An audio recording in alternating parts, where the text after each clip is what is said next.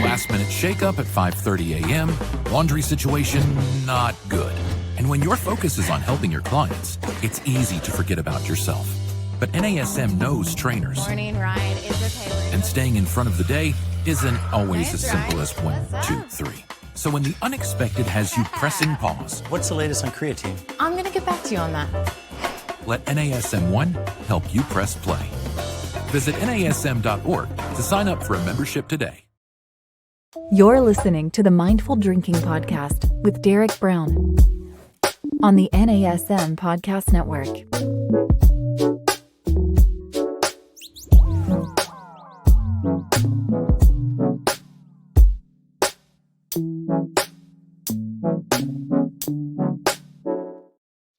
Welcome to the Mindful Drinking Podcast, where we talk about tips and information that you can use to drink more mindfully. I'm your host, Derek Brown, and I am an NASM certified wellness coach, the author of Mindful Mixology, a comprehensive guide to no and low alcohol cocktails, and an award-winning bartender. If you are celebrating or participating in Sober October, I just want to say congratulations. You're probably already started, and hopefully it's been smooth riding so far. For those of you who are not familiar with Sober October, it is a month where people take off from drinking alcohol. Sometimes people do it by just reducing the amount of alcohol that they have, and sometimes they decide that they're going to cut it out altogether. You might know the big brother to Sober October, which is Dry January. So Dry January is the better known of the two holidays, Sober October a little less so. But I like Sober October better, and I'll tell you why. The reason is that because it's less known, you get to shape it more yourself. And when you're at the end of it, you can say, I did this for myself, right? You can set the rules and you get to reap the reward. Now, that is harder for some people because you don't have those New Year's resolutions and all of the people that are lined up with you doing the same thing. So I do understand that there are pluses and minuses to it, but for those who are participating, again, a hearty congratulations. I hope you make it to the end, and I hope that it helps you to view your relationship with alcohol in a slightly different way, and hopefully in a way that can give you a healthier relationship with alcohol, whether that's reducing the amount you drink or giving it up or just changing your approach altogether. So all of that is good. I think most of you are not participating in Sober October, so this episode is for everyone, but it is also specifically for the people who are not participating in Sober October and who are drinking and who are asking themselves, how much should I drink? We have addressed this question before, and it's a question that I have seen many times when I go to the doctor's office for my yearly visit. So if you are somebody who, when you go to the doctor's office, you see this questionnaire, right? It will ask you, how many drinks have you had in a week? I consider myself an honest person, right? I do not lie on purpose, except sometimes there's little white lies. I think a lot of us do that. And most of it's around our own health behaviors and the things that we don't necessarily want to share with people, so it doesn't feel that bad. But when it comes to the doctor's office, I used to lie regularly. I would talk about how much alcohol I drink the night before rather than all the alcohol that I would count the number of drinks I had the night before instead of the entire week. And that's the number that I would put down, or that's the number I would go by. That is clearly was not true. And at the time, I didn't realize how much a physician, a doctor, can actually be helpful in your relationship with alcohol. So I just thought, okay, this is really not that important at all. I'm just going to not worry about it. But it was important. And perhaps if I was honest in my own assessment, that would have helped the doctor to give me more options. And so I, despite the fact that I did it, lied on my doctor's intake form, I suggest that you do the opposite of that you actually just honestly put down. And especially if it's your general practitioner, your regular doctor, then they can help talk you through options if for some reason you're drinking more than you expect to or usually do or what have you. So consider that. I think that's important. Today, though, we're going to talk about what those guidelines are, what you not should be drinking, but if you are drinking alcohol, what the guidelines are for drinking it. Because in the past episode, when we talked about how much you should drink, it kind of fell back on this. There's the US dietary guidelines. And that is the answer, right? But that's not a complete answer because our bodies, each one of us, are slightly different. And so this is a very generalized answer, and perhaps there's more that we can say about it. And so that's what I want to talk about today. Now let's start out. What are those guidelines? So for people who were assigned male at birth, that means 2 drinks per day, night probably. 2 drinks per day. And for somebody who was assigned female at birth, that is 1 drink per day. And let me clarify what a drink is in this context. A standard drink is either 1.5 ounces of 40% ABV alcohol, 5 ounces of 14% ABV wine, or 12 ounces of 5% ABV beer. Even though those are all different sizes, they all have the same amount of alcohol per weight. And that's what they're really going by. So when you go to a bar and you say, I'll have a Manhattan, and you drink, let's say 2 or 3 of them, you might actually be drinking 5 or 6 drinks because of the amount of alcohol that's in it, the alcohol by volume and the volume of it.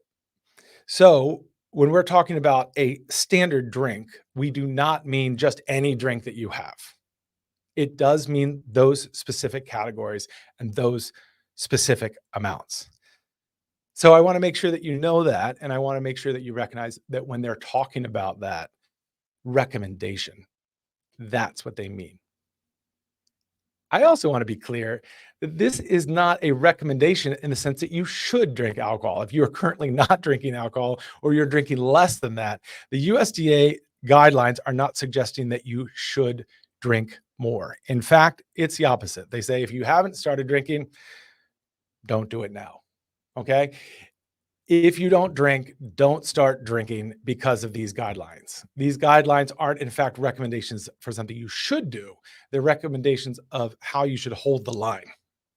And I think that that's a pretty important thing to point out. These guidelines are generally guided by science, and obviously is some policy that goes into this as well. And they are revised every 5 years. So the last revision was in 2020. Which means that the next revision will be in 2025. And this is a revision made by the Department of Agriculture, the USDA, and HHS, which is the Department of Health and Human Services in the US. They get input from all over the place. And that's important. Sometimes their input is actually from global health experts from outside of the country.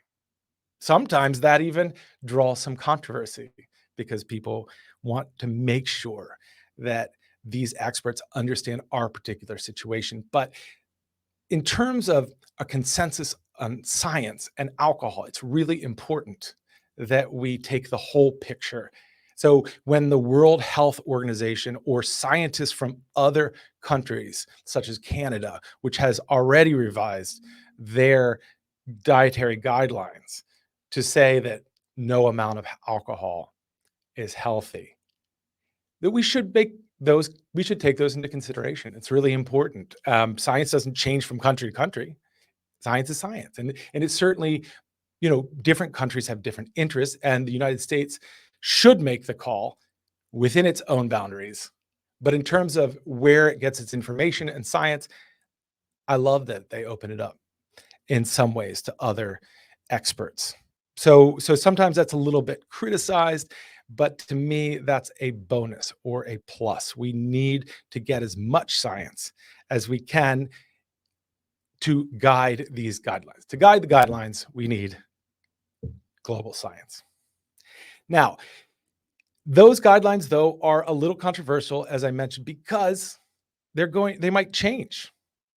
In 2025, instead of going from 2 drinks per day for someone assigned male at birth and 1 drink for someone assigned female at birth, there is the hint or suggestion, because this is also something that I mentioned other countries like Canada have said, that it might switch to 2 drinks per week.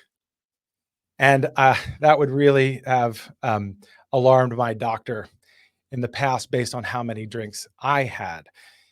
So I get it. 2 drinks seems like a real per week, seems like a real change from, in my case, 2 drinks per night. But that's where the science is going. And it's important to recognize this. Why? Why is the science going there?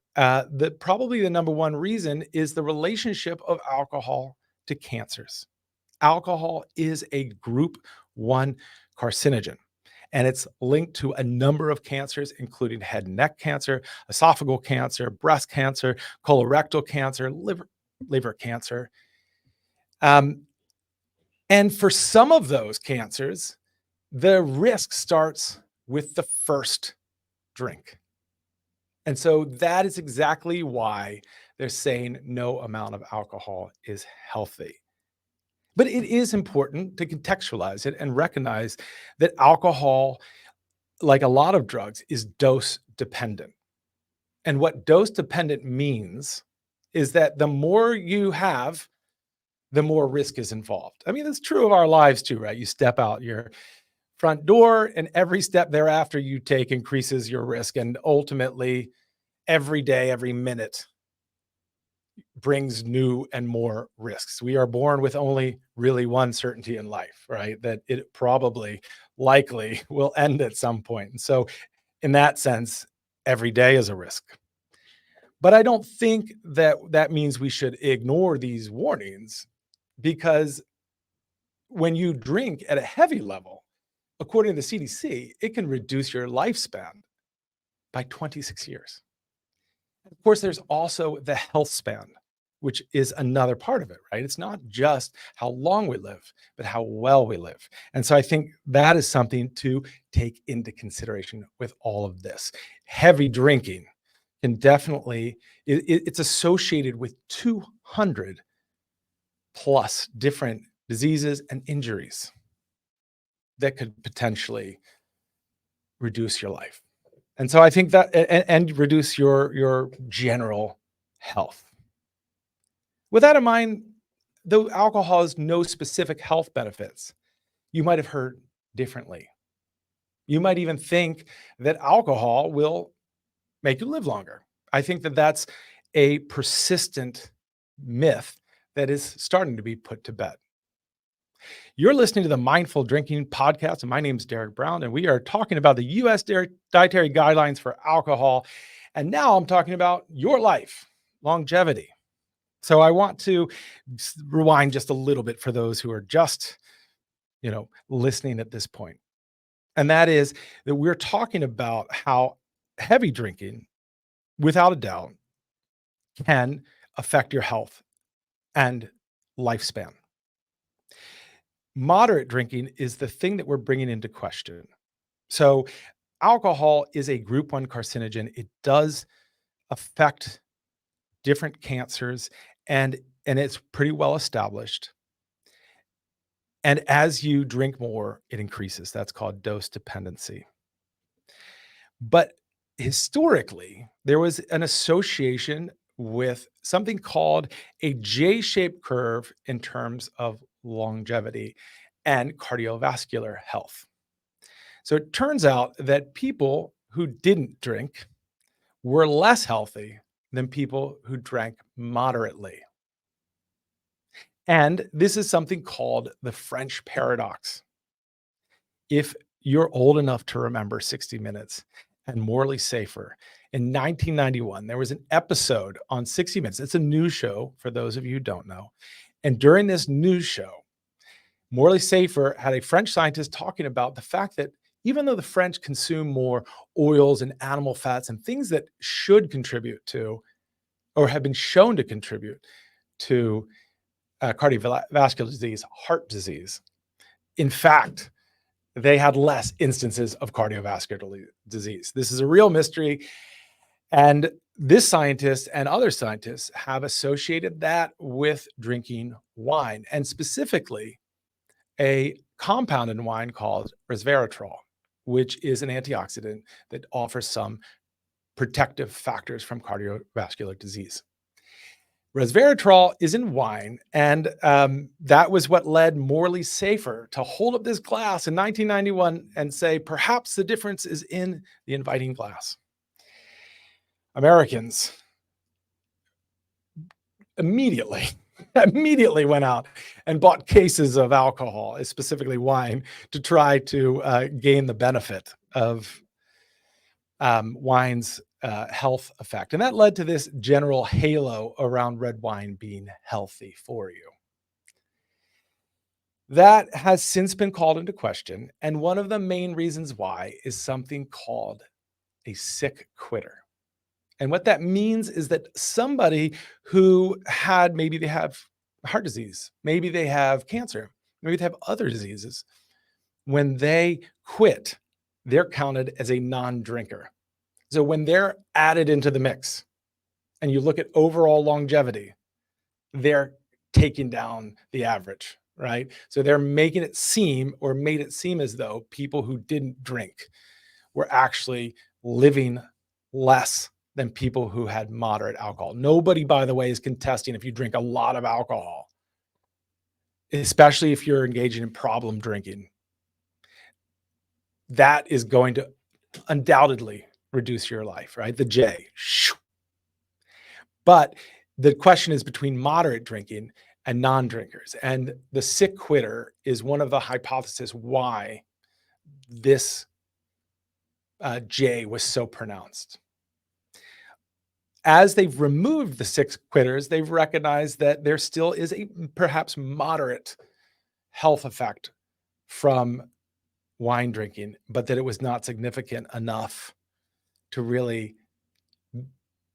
be part of the recommendation to drink more. And besides, resveratrol, just to be clear, is in a number of other things like chocolate and grapes and blueberries. I eat blueberries every morning.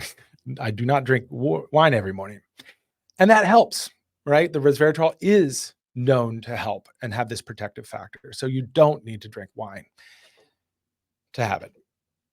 There is another thing that I think is important to point out about drinking wine, is it is a very generally social activity. And social wellness is something I really preach and I think is really important, is to recognize. We did an entire wonderful episode of it with Radha Agrawal, where you're talking about social wellness and the need to be social and connect with other people. And wine can do that, right? Open a bottle of wine, have friends over. Wow, that is a great thing to do. Highly recommended. Here's the thing. It doesn't actually need wine. You can use non-alcoholic wine. You can use non-alcoholic drinks. You can use low alcohol drinks, although I would consider generally wine to be a low alcohol in comparison to spirits. So it is not something that is in fact dependent on drinking wine, but that is something usually associated with it. And I don't want people to stop doing that, because social wellness is a huge indicator of our overall wellness and health. It's very important. So if you do, especially if you're doing Sober October, if you do decide you're going to reduce or eliminate alcohol, don't just stay in your room and never go out, right? I think they call that bed rot. That's what the kids are calling it these days, where you just stay in bed all the time and watch Netflix. Not a great idea. You want to get out and be social. Maybe you can't do the same activities if that is a trigger to you, right? If you're so used to drinking when you go to a bar that you can't not drink alcohol. I get that. Even if you don't have necessarily a problem with alcohol, it's pretty normal and natural to order alcohol at a bar. So if you're not used to ordering non-alcoholic drinks, or you don't feel like you can do that, maybe other activities, but don't give up on spending time with people. That's so important. But as we've covered this and kind of gone through different aspects of the US dietary guidelines, some of the controversy that surrounds it, because certainly the wine industry and the alcohol industry which are by no means monolithic, but certainly they have their opinions about this. And there are some potential problems that come with the revision of the dietary guidelines, including economic impact, looking at the cultural significance of wine. They're worried that there may be anti-alcohol sentiments within some of the research, and of course, social wellness. And I'm not going to go into great detail of those. I do think you should explore them if you're very curious to learn more. I think for what I've read and what I understand, that it's fair to say that no amount of alcohol is healthy for you, but that you can lead a healthy life that incorporates some alcohol. That's where I'll leave it. But each person's experience is unique. And that's why I advocate for mindful drinking, due to a number of factors, including your body type, your sex, your hormone levels, all of these different aspects of you, the things that make up you in a biological way. Those can affect both the absorption of alcohol and its overall metabolism. And so these guidelines are important, right? And those are what I'm going to fall back on. But truthfully, mindful drinking is a practical strategy, and I'm nothing if not pragmatic. And I believe that it's important to set goals for yourself that match your experience and the kind of effects and relationship that you want to have with alcohol. But mindful drinking is, to be clear, about setting those goals for yourself and recognizing that it's important to keep them and that there's lots of strategies and tools that you can do, some of which is listening to this podcast. So I encourage you to stay informed, to have a balanced approach to alcohol if you do drink. If you don't drink, don't start. Drink wonderful non-alcoholic products because they're plentiful. And if you want to try Sober October or you want to try Dry January, I applaud you. I think it's a good idea. I think it's a good idea to step away from alcohol for a little bit just to make sure that you know where you're at and you feel good about it. Otherwise, I am so grateful that you joined me on the episode today. And we always love to hear feedback. We always love to hear from you. So please make sure to reach out, whether that's sending us an email or liking or adding a comment. I will be sure to respond. And as always, thank you so much for joining us. And here's to mindful drinking.